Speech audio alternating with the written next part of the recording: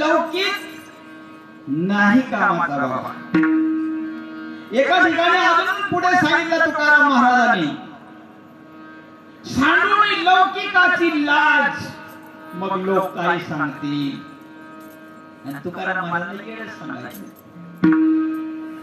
आणि जो भक्ती मार्गामध्ये गेला त्याला येडच सांगतात लोक। आणि भक्ती मार्गावाल्याने येडेचं रूप घेतल्याशिवाय तो पुढे जाऊ शकत नाही।